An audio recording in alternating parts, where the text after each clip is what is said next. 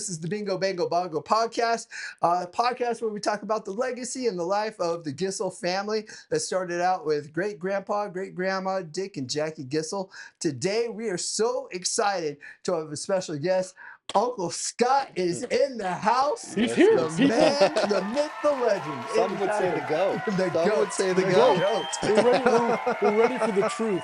There it is. All the truth is coming out. We've had opportunities to interview Grandpa. We've had opportunities to talk to my dad, Rick Gissel. We've even talked to Aunt Sandy. But now the time has come for Uncle Scott to correct the record, is what he was telling us before. All liars. Yeah. So first, we want to give a special shout out and a thank you to our sponsors, Podcastle Studios and Jam Audio. Thanks for having us here and taking care of us. If you guys want to start your own podcast down here in Gilbert, Arizona, I would reach out to Podcastle Studios. They'll take great care of you, help you out. So reach out to them. Absolutely amazing facilities. You can't go wrong with these guys. So let's go ahead and jump right into it. Uncle Scott, thank you for taking the time to hang out with us. Yeah, it is, because when Jackson asked me to do this, I said, I got to let my people know, and then we'll go ahead and work something out. Very cool. Yeah. Well, and I was telling them that before we got started, Uncle Scott is probably, of all my uncles, outside of Uncle Mike, he's probably the one that I feel like I know the least about. So I'm super excited. That's probably a good thing, too.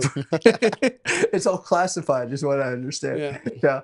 So let's go ahead and jump into it. Yeah. So, I mean, we've talked about it before that you were born in New York, but you were mostly raised here in Tempe, Arizona, right? We were only in New York 3 months, so I've never been back. So people ask me all the time, what's New York like? I have no idea. I said, I've been there 3 months, and we moved straight over here. We moved to Scottsdale first, but we were only there for maybe a couple months, and then we moved to the Tempe house, which where about everything happened in Tempe. So when you were born, and people like ask you like, hey, are you an Arizona native? Do you like say, no, I'm from New York, or are you? I tell them all the time, because they always think it's cool. You're born in New York. I tell them I was born in New York, but I was raised in Arizona. So basically, I'm an Arizonan. Okay. So I'm used to the heat. Well, let's talk about those early childhood memories. What's one of your first memories that you feel like you remember growing up?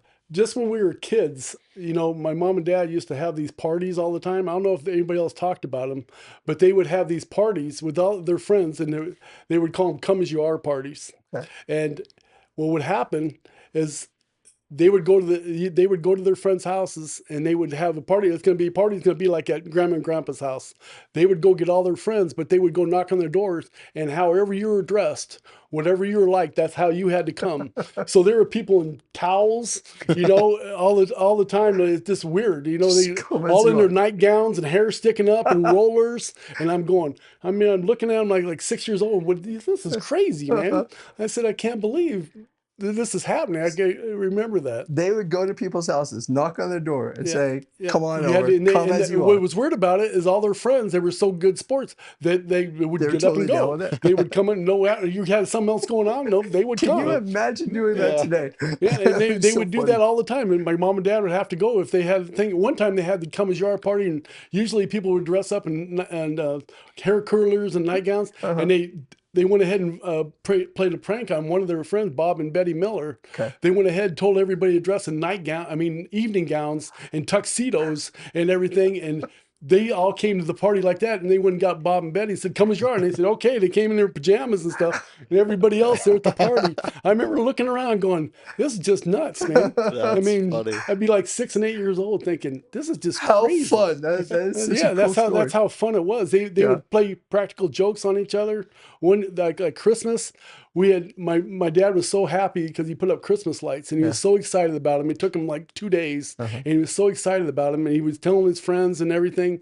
And the next night, they were all gone. Somebody stole all the Christmas lights, and he was so mad. He was sitting there going, man, I cannot believe that some kids came by and stole all my Christmas. Nobody else's Christmas lights in the neighborhood are gone, but just his. They were stolen. And all of a sudden, that Christmas morning, he unwraps a present from one of his friends. I think it was Bob Miller. Unwraps it, and it's all his Christmas lights.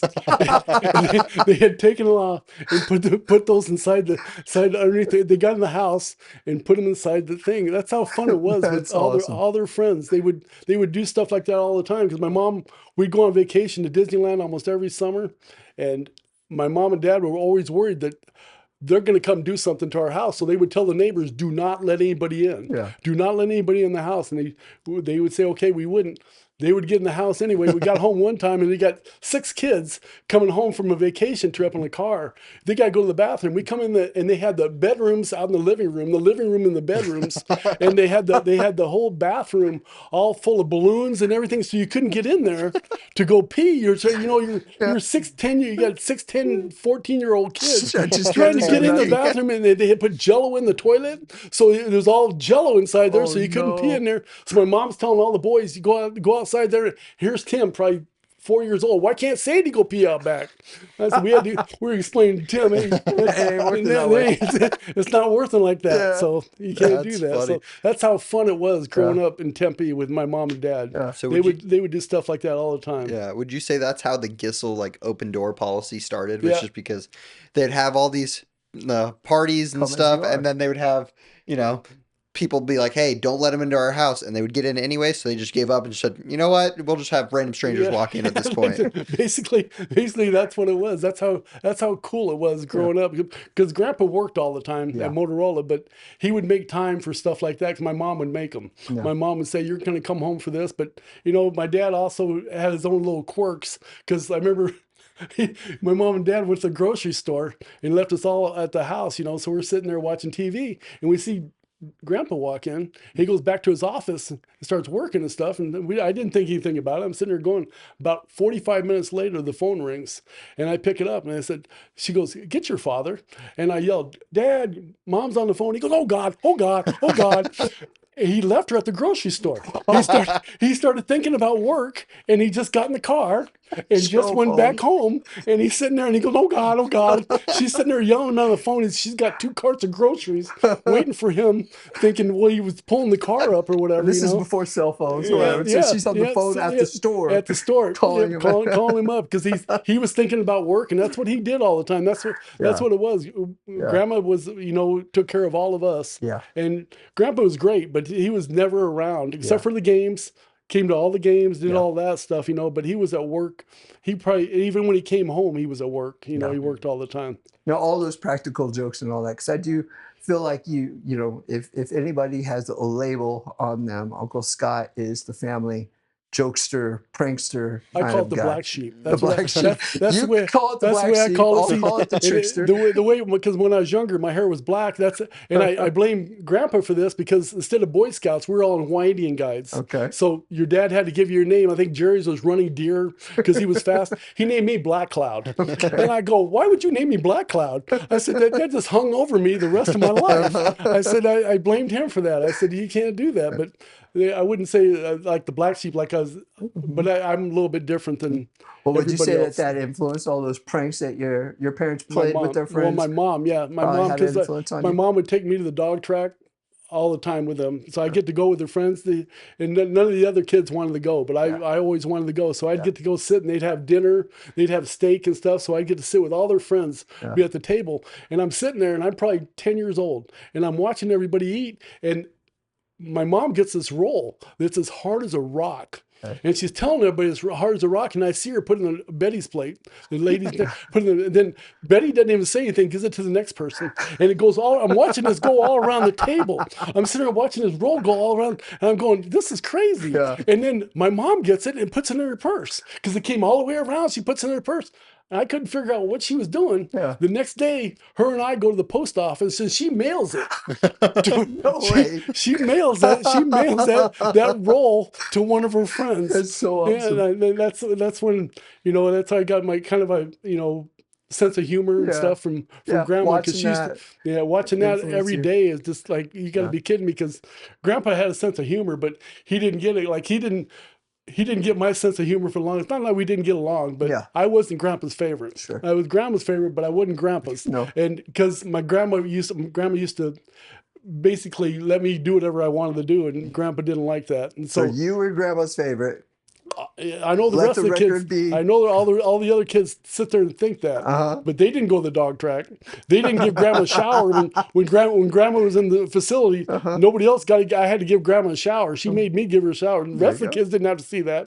I did, and I'm still in therapy about that. Are you sure it's just not that she had to have more supervision on you, Well, that's what I'm sitting there thinking. That it was like that. But see, Grandpa, I played jokes on him too, and he wouldn't get it because one time I got in trouble with him, not Grandma. I never got in trouble with Grandma, but Grandpa got in trouble with, and he said, go out there and clean out my car. I said, nobody else has to? And he said, no, I want you to clean the car out. So I go out there, and he's got beer cans underneath the seat, and I'm sitting there getting all mad.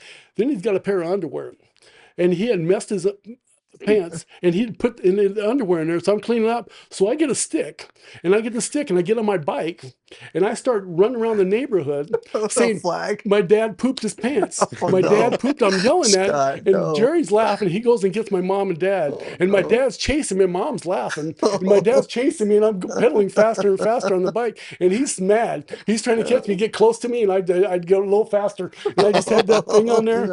I just had his underwear on there. Goes, why'd you make me clean the car? You should have had somebody else clean the car.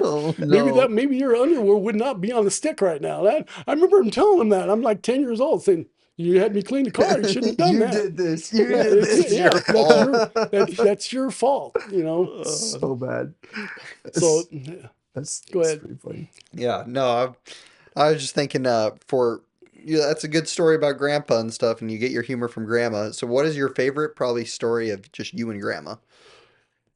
Well, later on, with the goats, because when we lived in Tempe, they decided to move to Gilbert, and they knew with 6 kids it was going to be impossible to make us all happy to move out to Gilbert because we had our friends in Tempe and trying to get any kid to move away from their friends. Right. So they promised all animals. They told Jerry you can have a horse, told Rick he can have a dog, told Mike he could have ducks, told Sandy she could have a sheep.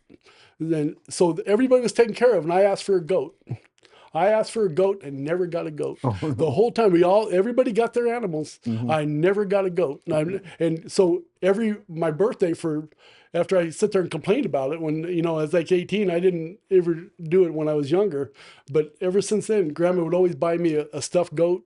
I'd have like 50,000 goats. There'd be different goats. She'd send me a goat in the mail every now and then, here's your goat, So I would always tease her about it because I wouldn't get my goat. So one time I made a puzzle. Me and Sylvia made a puzzle, and it was a goat, and it's in like a barn in the background where it's getting at a mailbox, taking a letter out. But I put Gissels on the mailbox, so I made it. It was a big puzzle. So I did that for their anniversary. I don't know which one it was, but we drove them up to Laughlin. Yeah. So we always took them up to their room and everything, so I got that puzzle. And when I took them, I had their key to the room where they weren't around. So I got that puzzle, and it was huge. And I took one of the pictures off that you could do that then in the hotel room. And I put that goat thing in their room. So they would see this when they came in. So they're sitting there watching TV. And they said, my mom said she's watching TV. And she goes, does that say Gissel on the mailbox? And my dad's thinking, there's no way. What is this room? How is this room? And they couldn't figure it out. Finally, my mom says Scott had the key. So we'd go back and forth the goats because I took her to the goat yoga. Okay. But that was when she was already had dementia and stuff, so she was already, but she loved it and everything, so that was a good time with us bonding, but we had fun with the goats all the time. So. Yeah. Well, what was your favorite memory that you have with Grandpa? If you could identify like one moment with Grandpa. Well, probably just coming to all the games and everything. He never missed a game. He was proud of us being at, no matter what. Yeah. He was proud of us being there. But I remember we'd go golfing with him, and Jerry and I were golfing, and my dad's sitting there, and we went ahead and got a cart, and my dad said, I want the exercise. I want to walk. Okay. So I get up there, and I'm about ready to tee the ball off. I look over, and he's got one Reebok and one Nike shoe on. And I just put down my club. I look at Jerry. I said, "Look at his shoes." And Jerry starts laughing, and he looks at us. He goes, "They both fit." That's what he says. That's his mind thought. logic. They both fit. So then we Doesn't golf, matter. and I see him about the 14th hole or whatever, kind of limping a little bit. Yeah. You know, I said, "Hey, how's those shoes fitting?" That's what I tell him, not knowing this is going to come up. Yeah. You know, so we get done. We get home. Grandma's waiting outside. She's got one shoe in her hand. She goes, "Where's my other shoe?" And he had taken one of Grandma's shoes, and how he shoved it in his thing because it was like 4 sizes smaller. And I remember, that's why I told him. I said, "I'm glad it fit." You know, Just put in there and it counts as fitting. Yeah, but we'd go on vacation, and he was so smart. Yeah. And all the kids would come up with a number. We'd have a calculator and the thing, so keep us busy. So we would all yell out numbers like 415, 328, 4,900, and he would add them up in his head, and we would go ahead and do the calculator, and he would get it within a second. He'd go 8,928, and we go, "You got to be kidding me!" Yeah. He would do that. That's how smart he was. Yeah. He was That's awesome. amazing. Yeah. Well, what was Uncle Scott like in grade school, middle school, high school? What kind of student were you? Kind of the same thing, because I'm 6th grade. I used to the teacher let me sign it. I'd sign my paper. I wouldn't have to sign it Scott anymore. Because I put the great. I said Put the great. I just put the great. That's why I signed my paper, and the teacher let me do it. They would let me go ahead and do that, and I told my mom. But she told me, I remember how smart I was, because I spelled it Grate, and she goes, "You need to change that. You know, that's not like that." So I would do that kind of stuff, and I'd get up in front of the class, and I'd do the Abraham Lincoln 4 scoring 7 years ago. So the teacher made me memorize that thing, so I have to get up in front of the students and stuff. But I was always kind of a class clown, you know, in school. Did you enjoy school? Huh? Did you enjoy school? Yeah, I love school. Yeah. I love going there because I love the sports. Yeah. You know, Yeah. What was your primary sport? What were you most passionate about? I always thought it was basketball, but when I got to be a senior, it was more football. You know, because I got to be quarterback. So that was. I didn't know you were a quarterback. Cool. Yeah, you didn't hear the story about me? I can't say that I have. I don't like telling it because it doesn't have a happy ending. Oh no. You know, so my senior year, we go 9-1. I think that was the thing. So we make it to the state championship game. Okay. But every game we played, our offense wasn't great. Our defense was great. Yeah. Our offense and I weren't that great. Yeah. But we won the games, and especially at the last minute, we scored a couple touchdowns, like in the last few seconds of the games and stuff. And I used to always tell Grandma that before that, when I had to have a test at school, she'd go, "You going to study?" I said, "Hey, the pressure's not on yet. Wait till the pressure's on, and then I'll go ahead. I'll come through." So, the senior year, I got hurt in the semifinal. I got hurt, and I quarterbacked all the way through the whole year. Yeah. And I got hurt, and I couldn't do it in this. I couldn't quarterback in the semifinal. I got hurt in the quarterfinal. So Joe came in and had a heck of a game. He throws like 6 touchdown passes, and he throws like 4 interceptions, but they win. We score like 50 points. We never scored that many points. So it comes to the championship game, and I was a quarterback all year, and the coach said, "You got us here. You're going to go ahead and do that, and so you're going to be the quarterback for the state championship." So, it comes to the game, we're getting beat 6-0 in the first quarter, because the second quarter comes out, and I run on the field, and I heard people booing. I mean, it's loud, but I think we got a player on the team, Robert Rutledge, we call him Boo. So I thought they were yelling for Boo. I thought they were cheering for Boo. Yeah. No, they were booing me. Oh, no. And here, 17-year-old kid. Yeah. And it's a state championship game. It's McClintock. There's probably 10,000 people there. Yeah. And I'm thinking, this is amazing. So we ended up losing the game, and that game was just horrible for me. You know, I didn't have a bad game. Sure. But they put Joe in. He threw 3 interceptions or 2 interceptions or something. But it was just a tough team. Yeah. So just after that, we were behind, so he had to throw all the time. So, But I remember all those people booing, and it was bad. You know, I remember sitting in the locker room afterwards crying, and one coach comes up to me. He has a can of Coke. Yeah. I don't know if you ever saw the Mean Joe Green commercial, and he came up at the end of the game and goes, here's a Coke. And Mean Joe Green throws him his jersey. I said, here's the jersey.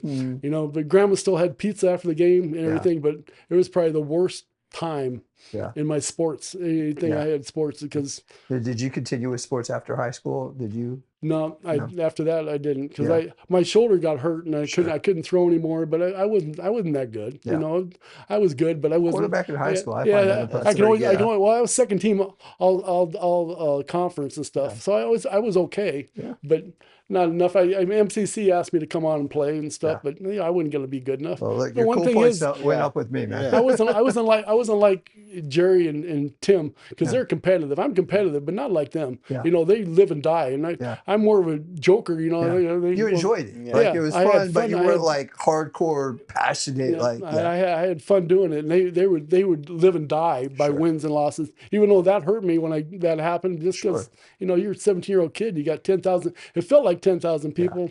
Yeah. Jerry would tell me, he was writing down names, telling me who did what. Yeah.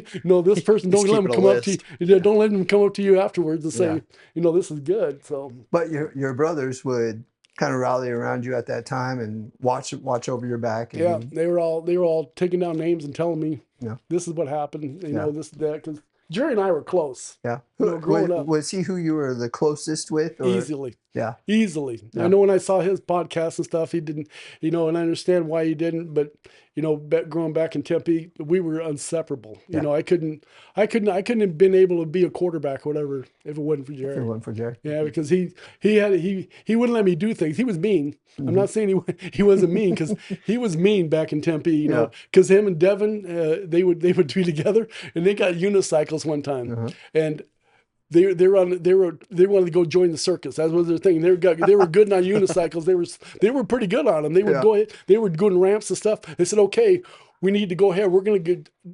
Devin's gonna get on the unicycle. Jerry's gonna get on then, and then you're gonna jump on top. The third one." I go, "How am I gonna do that? We're gonna drive by. You're gonna get on the roof." That's what they told me. I got it. When they're driving by, I got to get up on. I got to go ahead and jump on the thing. So they made me do that, and I'm way up there. I'm probably 8 years old. Yeah. I'm scared to death up there. I'm doing it because they made me do it. They made me do all kinds of stuff. They like playing hockey. Yeah.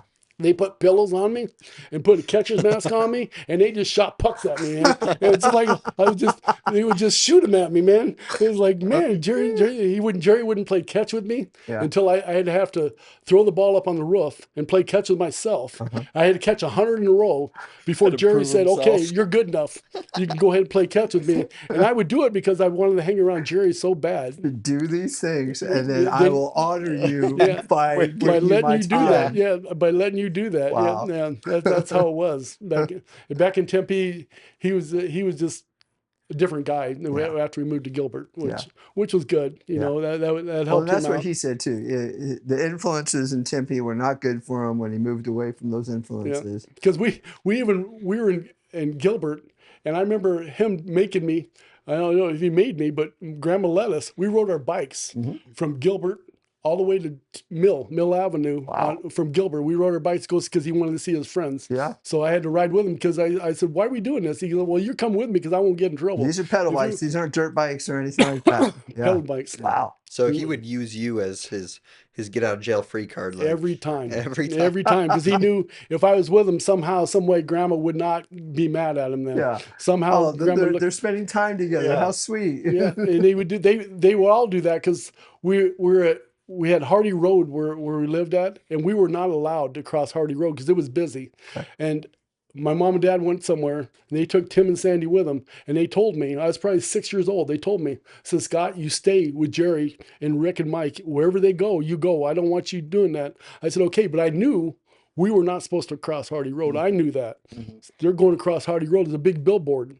So they go across Hardy Road, and I stay on the other side. I'm not going over there. So finally, Jerry gets mad at me and said, "Grandma, they told us to stay with you. You got to stay with us." So I said, "Okay." So I get on the other side of the road. They're all up on the billboard. Here comes Grandma and Grandpa honking her horn, looking at us. I'm like Forrest Gump.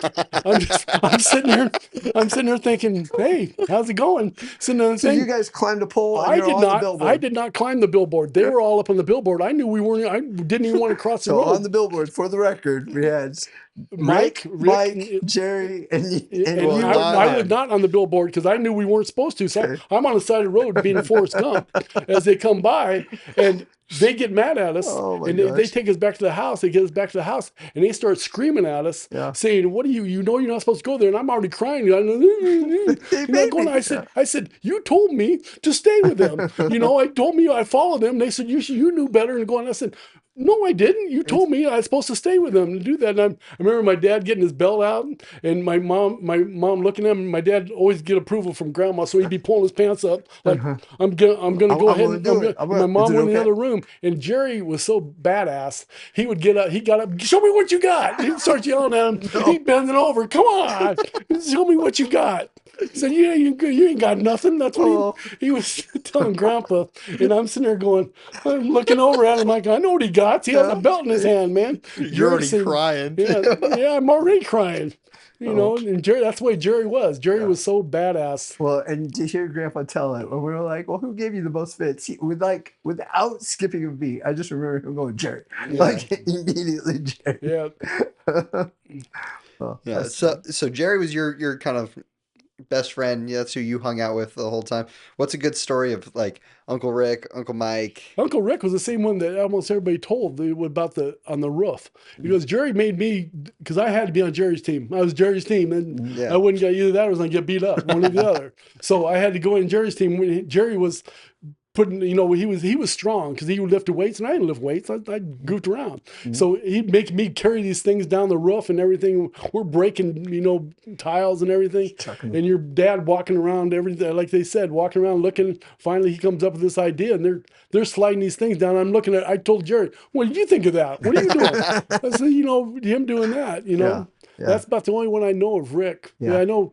He was around, but I didn't really hang out with him at all.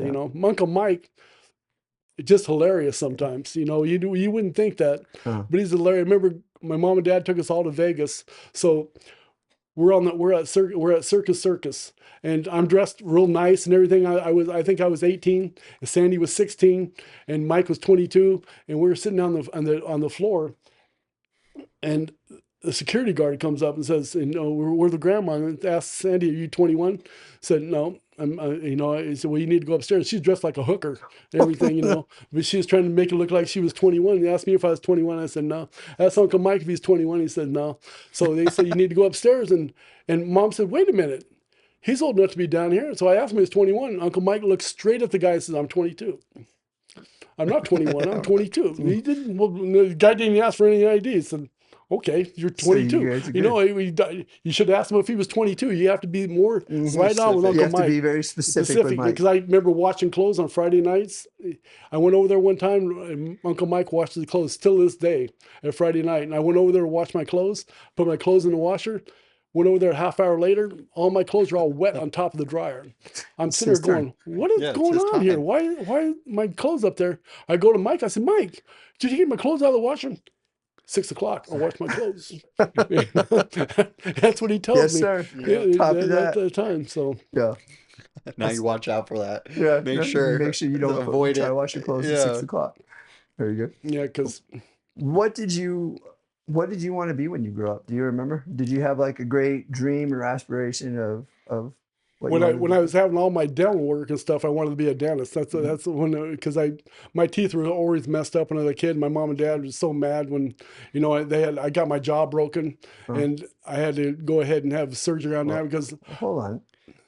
We'll have to circle back to how you got your jaw broken, but that's when that's when I wanted to become a dentist. So, but I got my jaw broken when I was playing football, and I got hit on this side. It didn't break, but this side stopped growing. Oh. And so this bone over here kept growing. So my jaw was supposed to line up, like the middle. When they take pictures, I learned this when they're taking pictures, they're like in prom and stuff. They line up pictures with your chin, and I'd be like that when they try to get in. They guy go tilt your head, and my friends would say, "You can't do that with him, man." And we didn't know the problem until I had to go to a specialist, and they had to go in and they broke my jaw for me. Wow. And took the bone out and straightened it back out. They had to wait till I was 8. They wanted to wait till I was 18. Wow. So They broke it, and I was 19 years old when they did it, and they wired my jaw shut for 4 weeks. And with all the Gissels, we don't eat good food anyway. So here I am, my jaw broken, thinking, so all I had was pudding. I would be pudding, so I went from 185 down to 140. Wow. And the best weight I've ever lost in my life. I think about doing that now. Yeah, the pudding diet. I think about doing that now, but they had to wire it shut, and then 2 years later, I was still growing, so it started to move over again. So I had to have it done again. But I told them, you're not wiring it shut. I said, I got to get a fork in there. Yeah. So they did it that way to straighten it out. So that gave you kind of the idea that maybe becoming a dentist might be what I want to do, right? Then eventually, I do know that you worked for Grandpa at Motorola for a little bit. Yeah, I worked there for almost 10 years. Okay. I was at Motorola. It was good. I liked it and stuff, but it just wasn't, like that. I go to work with Grandpa because I worked third shift. Grandpa was high up. So he'd have to go to meetings with people coming in from Chicago. And that's talking about big wigs at Motorola coming in. I remember him coming in with me at one time at midnight, and I'm walking with him. And I go, don't you have a meeting with Bob Galvin, who's the head of Motorola? He goes, yeah. And I said, you're not going to wear a tie? He goes, I got a tie. Pulls it out of his pocket, all wrinkled and stuff. I got a tie. I got it right here. He didn't care. That's how Grandpa was. He still had his ink thing, from his pins. Yeah. He had that shirt on and everything. Yeah, I do remember Grandpa's always ink thing in his pocket. Because he'd chew on the end of pins all the time. And be like that. One time he drove, my mom dropped him off at work, but he used to always have this Volkswagen that we had to start for him in the morning. Every morning. He'd go out there and try to start it, and it'd never start. We'd have to get up, Jerry and I'd get up and push his Volkswagen every morning. But he would try it every morning. And it's like 5 years. He would do that. Dad, you know that we have to push this. Yeah, he would go out there. We'd hear him going out there. So we'd go out there and push it, but he would park at Motorola. He'd always park in this hill. So he could do it kind of go down. One time he went out there and he couldn't find his car. So he called Grandma up and said, first he reported it to the guard, said someone stole my car. So they got the police coming there. Grandpa calls up Grandma and says, you need to come get me because someone stole my car. She goes, I dropped you off this morning. You don't remember that? So that's the kind of stuff that Grandpa would do all the time. It'd be like it's that. Kind of absent-minded professor kind of thing. Yeah. But that, when I wanted to grow up, I didn't really have anything like right now. I'm a quality manager, but like I said, I don't want to talk about now. No, you're good.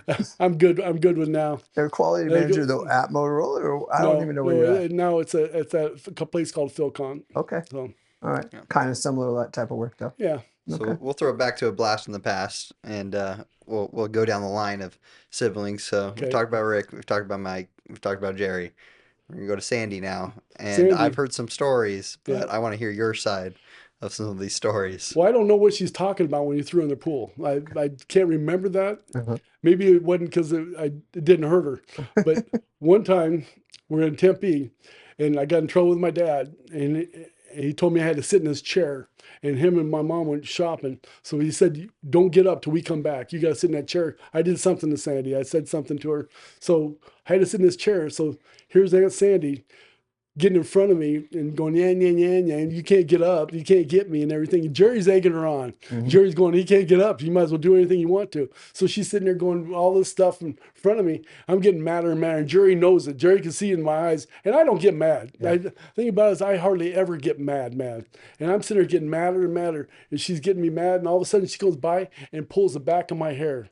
And Jerry said my eyes just got red. It was like, whoa. She took off running and I took off after her. Oh, no. And I got to the room and she's in her bedroom. And I took a pillow and I had this pillow over the top of her. It was it. It was it. I was going, and Jerry's laughing. Jerry pulls me off. She comes up, and she was going to go. I was sitting there going, I'm still trying to get her, and Jerry's just laughing, holding me back. But Sandy and I talk about it later on, because every girlfriend I ever brought over, Sandy would say, you tried to kill me? And when she would do something, I would always blame Jerry. I said, I would have been 3 years in juvenile or something. I would have been out. Just let me do it.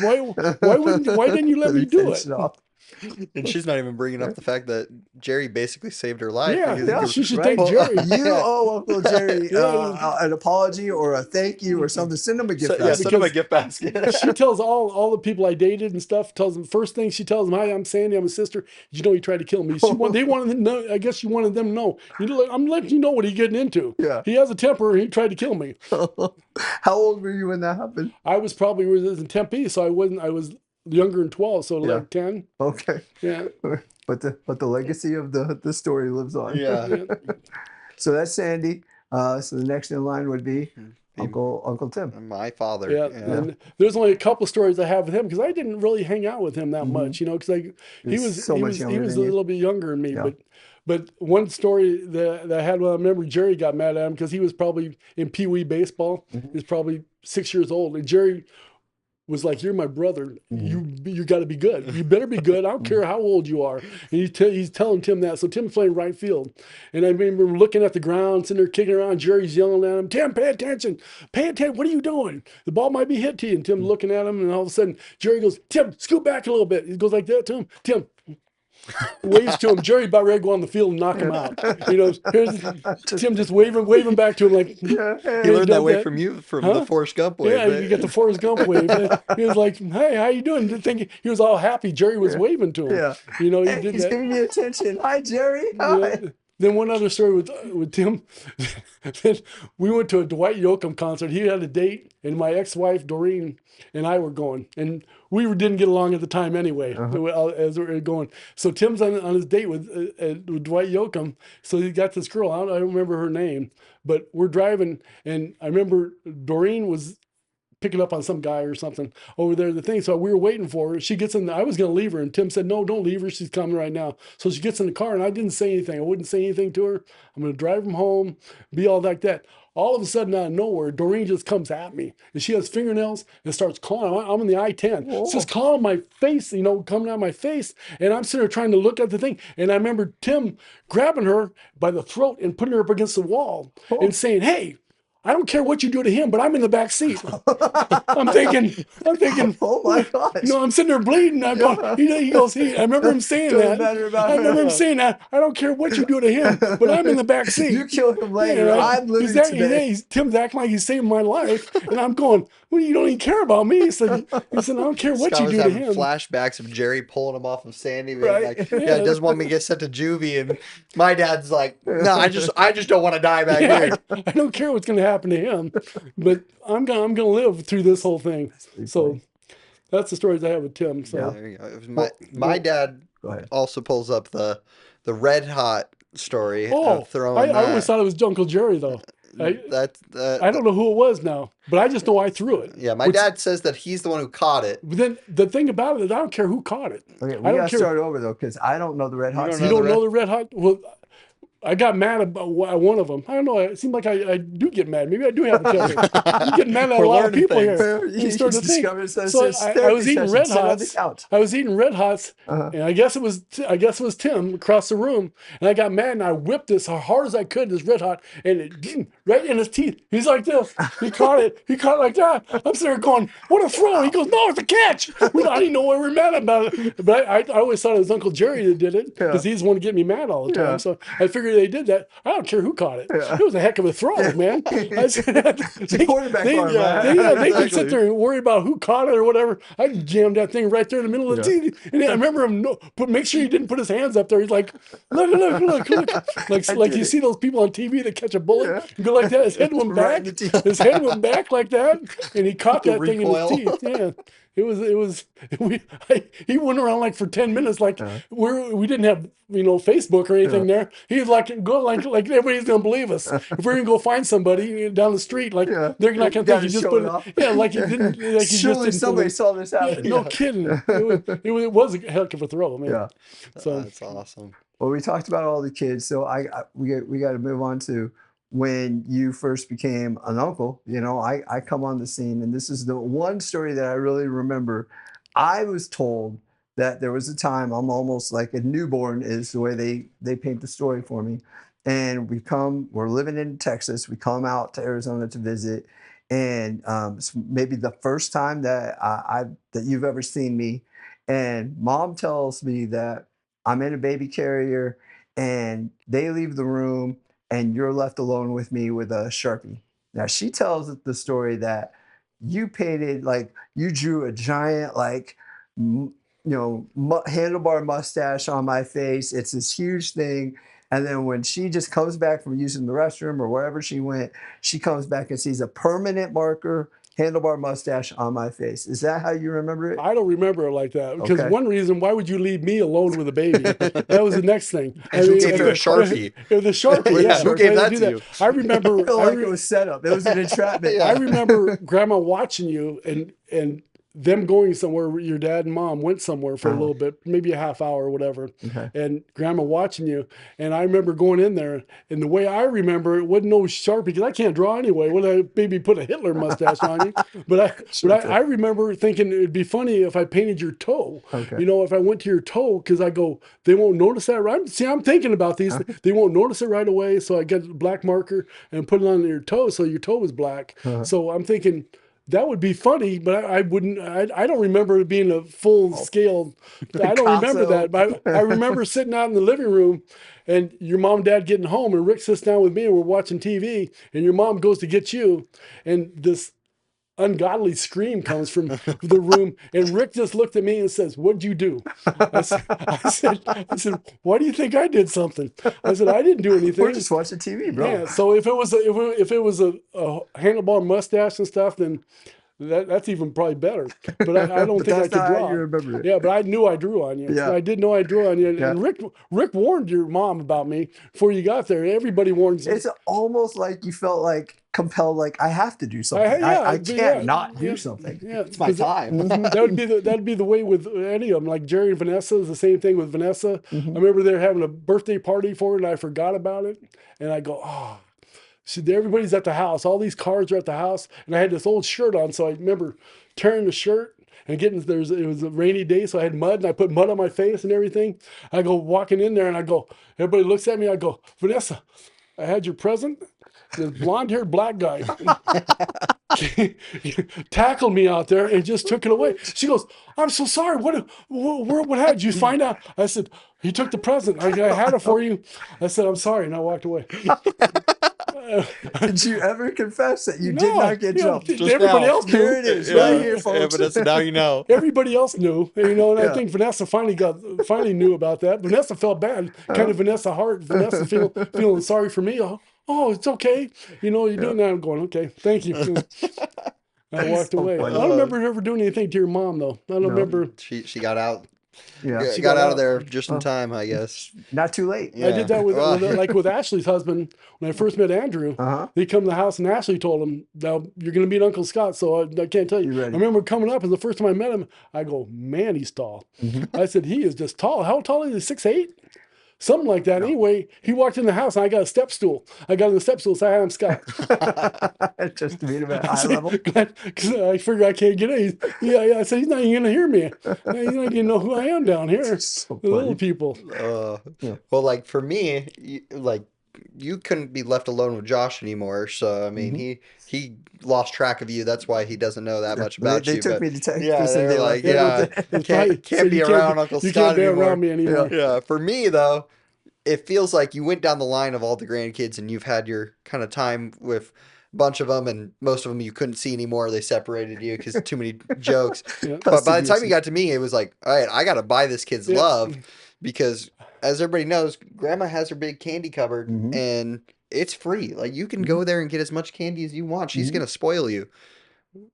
In my mind, it was Uncle Scott. Like, he would come to me and be like, "Hey, I'll get you some candy," and he would like sneak me over there. I was like, I felt special. Like he's over here getting candy. I was a candy dealer. Yeah, that's what exactly. I felt like. I said, "Here, you want some candy? Get some candy right over here." Yeah. I got stuff. I got the good stuff. He's the guy. I give him the candy like that. So, like, I remember Coulter too. Coulter one time we were at a birthday party, and it was at a park. So we had our picnic table and stuff there. I remember we had all our food on there, and there's another family that had their food on there.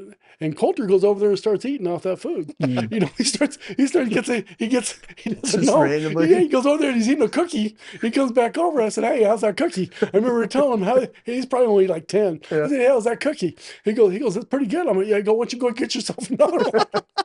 Just sitting him over there. Send him over there to go get food. And then why don't you go get me one? Go there and give me a cookie. You know, so he doesn't know. Finally, I think your dad told him, hey, that's not our food. And I remember Coulter pointing at me saying, he told me to go get that. The first time I didn't. I thought he's gonna go second time. That's he can a go solid ahead idea, bro. He can go ahead and do that. Yeah. Well, I guess you just learned, for me and my brother, I guess the way to our hearts is Get us some food. Give us some cookies and candy right there. Some food. So that's awesome. Well, let's go into you and Aunt Sylvia, and I want to know how you guys met and how you guys got to where you're at. That's why I said we'll talk about Josh's wedding is where we met. But what? Yeah, when you came back for the reception. Yeah, the reception. We didn't meet then. That's the first time the family met her. Okay.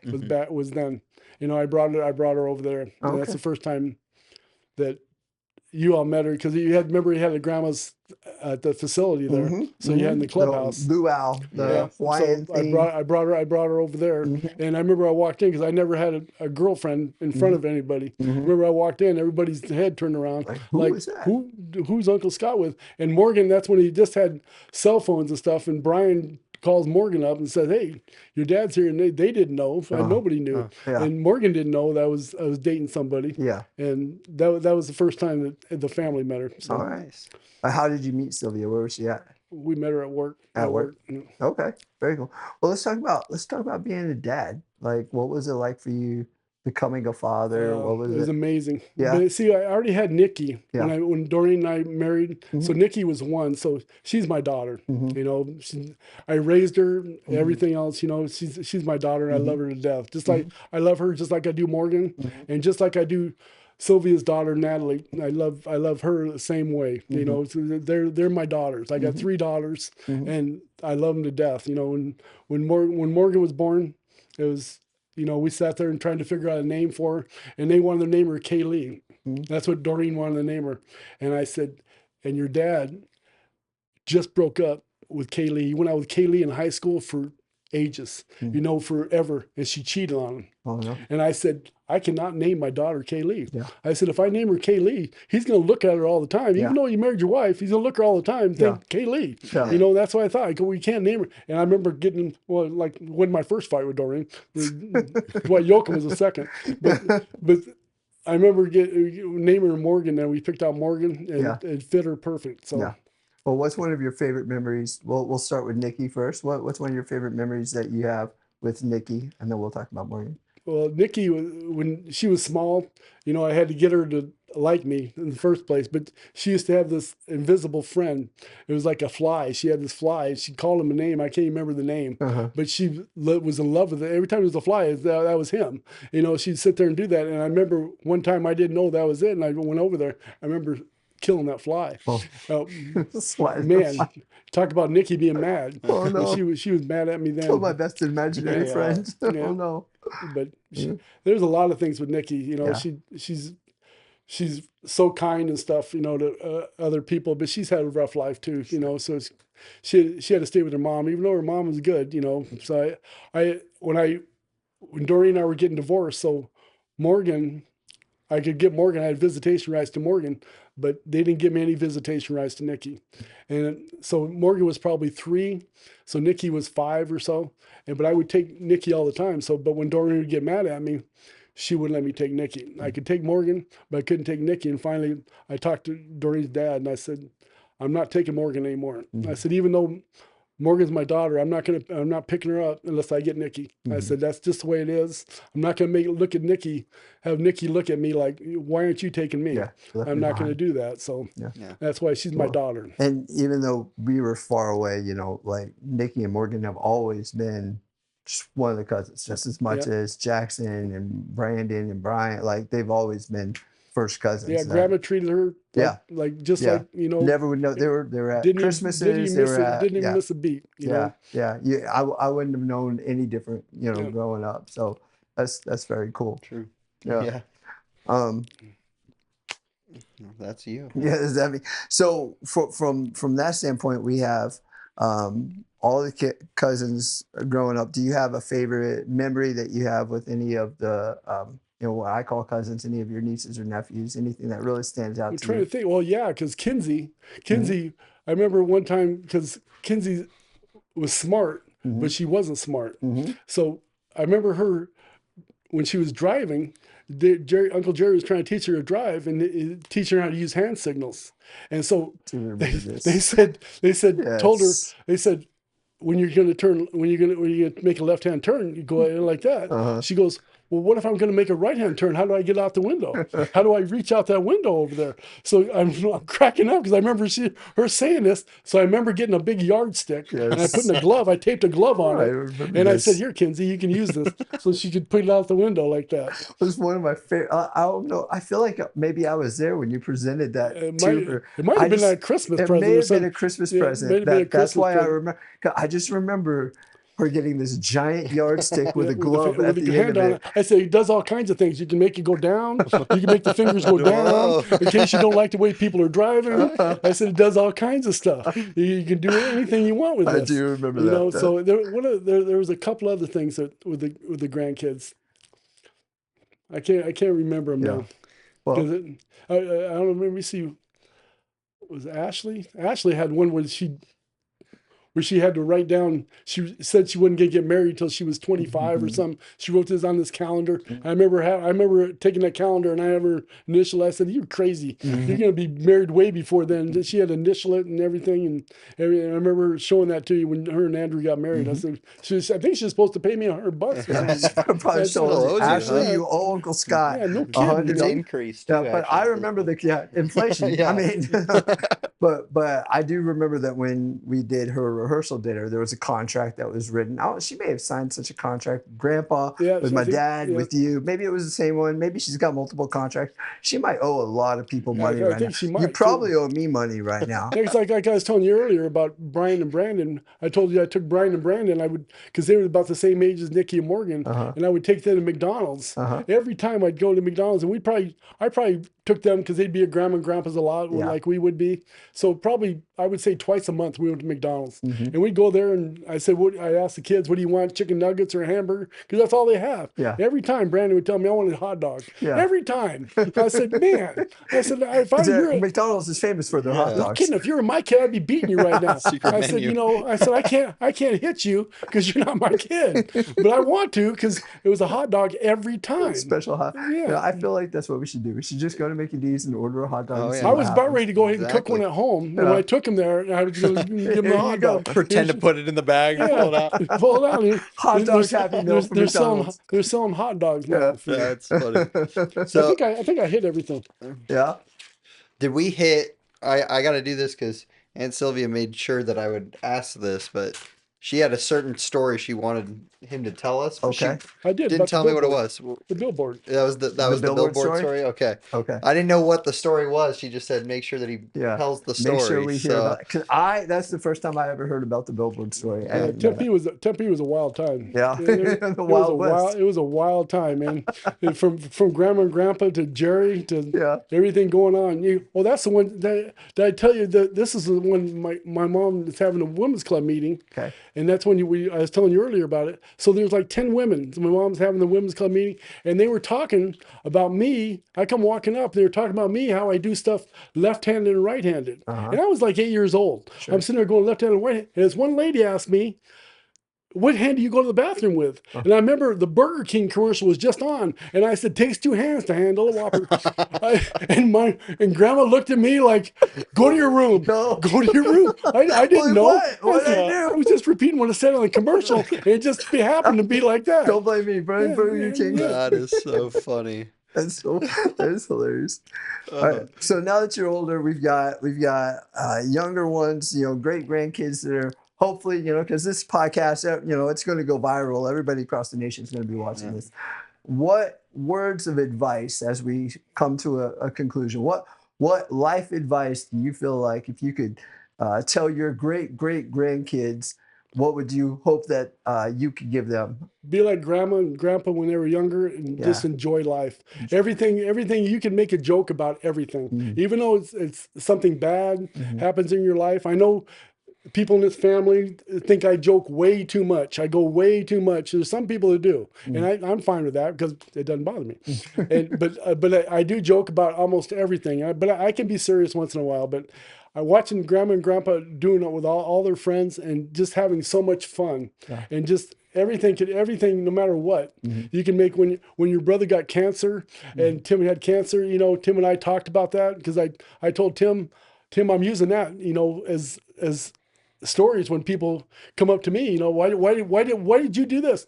Hey, my brother's got cancer. Don't blame me. He's got that, so I use that all the time, even though Tim and I would sit there and talked about that and joked about it and everything, because there's nothing you can do about it but pray, so, and he prayed so hard, he believed it, and that's great. And he got cancer free. And I was so happy when that happened, but now he can joke about it a little bit, and because if you just sat there and was down about it, it's just gonna get you. So don't get too down. Don't get too down, and don't get too high. Don't get too down. You just somewhere in the middle there, but try to get more up than down. That's the way it should be. Yeah. And from that standpoint, when everything's said and done, what do you want to be remembered as? If you were, do you have anything else? No, Nope. that's what I was going to go into. Well, I'll let you go ahead and do it. Yeah. So you got the whole family listening here, and you want to just leave a legacy. What does Scott Gissel want to be remembered as? That you could come to me anytime, and I'd at least make you laugh. No matter what, I'd make you laugh. I'd listen to your problem. And like when grandma and grandpa got in that facility, and we didn't want to put them in there. It was heartbreaking to put them in there, but I sat there and watched them fall over and over again, and I just didn't want that to happen. And we became closer, I think, as a family when they went in there, because everybody had to take a little bit, even though, we didn't want them to go there. We wanted them to stay at the house, but they just couldn't. But I just want my brothers and sisters to be able to come to me no matter what and tell me anything about, if they can, hopefully they can come tell me, hey, Scott, don't joke about that. Yeah. Don't do that. And then they should know that I won't, I won't do that, any time like that. But I want them to know that if they need a laugh, they can come to me anytime. Yeah. Well, and I love the fact that you have told me personally, like, anytime I want to come over, just walk in, just come on in, just say hi. Yeah, don't be knocking at the door. Yeah. It's still grandma and grandpa's house. Yeah. Just walk right in there. I love that, man. Yeah. He's got candy still in the candy cupboard. I still got candy in the candy cupboard. I tried to put it in there. Bring your kids over to live. So. He'll act like it's a I'll super, come over there and steal a super pickleball But don't take courts any there. Uncle Mike's food, man. Uncle Mike's food is Uncle Mike's food still. Don't touch And don't do your laundry at 6 o'clock. Yeah, don't come over to do the laundry either. Yeah, that's Perfect. true. Well, Scott, can we get a Bingo Bango Bongo out of you real fast? Sure. Grandpa used to do it all the time. So when Jerry was up to bat, and I don't think he did it when I was up to bat. When Jerry was up to bat, he would do that because Jerry was his favorite. He'd say, "Bingo Bango Bongo, let's go, people." Perfect. Bingo, bango, bongo. Yeah. Well, this is the Bingo Bango Bongo podcast. Thanks for joining us. I'm Jackson. And I'm Josh. And we hope that you'll join us on our next adventure, when our next one is going to be Uncle Tim. Uncle Tim, we're coming for My you. daddy-o. But Uncle Mike, we haven't forgotten about you. We'll still circle back around. We're going to get Uncle Mike out in here one of these days. It might be one of those bigger podcasts where we have everybody around. But we appreciate you, love you. Thank you for watching. Have a good night.